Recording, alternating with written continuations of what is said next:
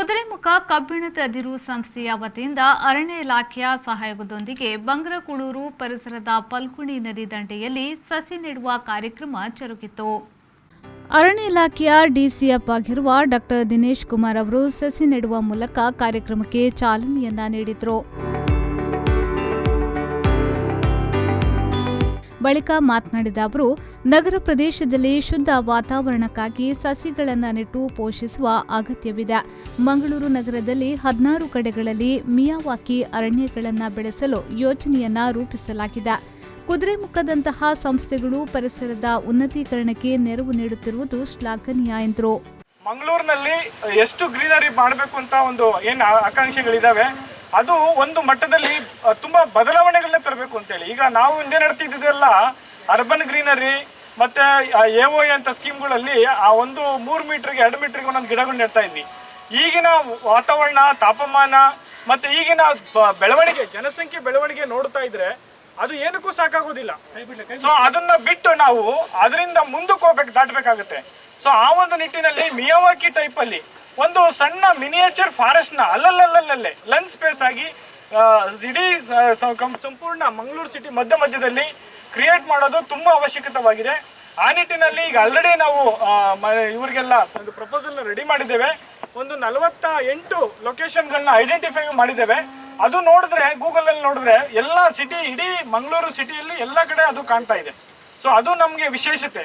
ಅಲ್ಲಿ ಒಂದು ಸಣ್ಣ ನಮ್ಮ ಒಳ್ಳೆ ಕಾಡು ಏನ್ ಹೇಳ್ತೀವಿ, ಆ ಕಾಡಿನ ಮಿನಿಯೇಚರ್ನ ನಮ್ಮ ಅರ್ಬನ್ ಫಾರೆಸ್ಟ್ರಿ ಅಂತೇಳಿ, ಮಿಯಾವಾಕಿ ಅರ್ಬನ್ ಫಾರೆಸ್ಟ್ ಹೇಳ್ತೀವಿ, ಅದನ್ನ ನಮ್ಮ ನಾಡಿನ ಇದರಲ್ಲಿ ಜನವಸತಿ ಪ್ರದೇಶಗಳು ಕ್ರಿಯೇಟ್ ಮಾಡಿದ್ರೆ ಈ ಪರಿಸ್ಥಿತಿ ನಾವೇನು ಎದುರಿಸ್ತಾ ಇದ್ದೇವೆ, ಪ್ರಕೃತಿ ವಿಕೋಪ, ವಾತಾವರಣ ಬದಲಾವಣೆ, ಟೆಂಪರೇಚರ್ ಇವೆಲ್ಲದಕ್ಕೂ ಒಂದು ಹತೋಟಿ ತರಬಹುದು. ಮತ್ತೆ ನಾವು ಸಣ್ಣ ಪ್ರಾಣಿ ಪಕ್ಷಿಗಳಿಗೂ ಸಹ ನಾವು ಒಂದು ಆಸರೆಯನ್ನ ನೀಡಬಹುದಾಗಿದೆ.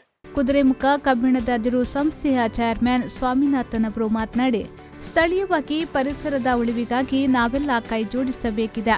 ಮಂಗಳೂರು ನಗರ ಸ್ಮಾರ್ಟ್ ಸಿಟಿ ಆಗುತ್ತಿರುವುದರ ಜೊತೆಗೆ ಹಸಿರುಕರಣವನ್ನ ಉತ್ತೇಜಿಸಲು ಕುದುರೆಮುಖ ಸಂಸ್ಥೆ ಕೈಜೋಡಿಸಲಿದೆ ಎಂದು ಹೇಳಿದರು. Global warming which we are talking about, over a period of time only it can come down by building each and every plants in and around our area. If we take care, so every area the same way, if it can be done over a period of time, I am sure definitely we will be able to plant more and more trees, plants, and the temperature level automatically will come down.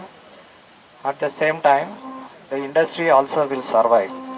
Whatever the industry is adding the pollution level and the temperature level, by adding the more number of trees, definitely we can bring down the global warming, and also the necessary surroundings can be improved for the better living. And this will help in the sustainable development. That is, industry as well as the surroundings can go together without compromising on the quality of environment. Corporator Anil Kumar ಅವರು ಸಂಸ್ಥೆಯ ಕಾರ್ಯಕ್ರಮಗಳಿಗೆ ಮೆಚ್ಚುಗೆಯನ್ನ ವ್ಯಕ್ತಪಡಿಸಿದರು. ಕುದುರೆಮುಖ ಕಬ್ಬಿಣದ ಅದಿರು ಸಂಸ್ಥೆಯ general ಮ್ಯಾನೇಜರ್ಗಳಾದ ರಾಮಕೃಷ್ಣ ರಾವ್, ದಾಸಪ್ಪ ಶೆಟ್ಟಿ ಸೇರಿದಂತೆ ಹಿರಿಯ ಅಧಿಕಾರಿಗಳು, ಅರಣ್ಯ ಇಲಾಖೆಯ ಅಧಿಕಾರಿಗಳು, ಪತ್ರಕರ್ತರ ಸಂಘದ ಅಧ್ಯಕ್ಷ ಶ್ರೀನಿವಾಸ್ ನಾಯ್ಕಿಂದಾಚೆ, ಭಾಸ್ಕರ್ ಮತ್ತಿತರರು ಉಪಸ್ಥಿತರಿದ್ದರು. ಶರಸಾದ್ಯನ್, ವಿ4 ನ್ಯೂಸ್, ಮಂಗಳೂರು.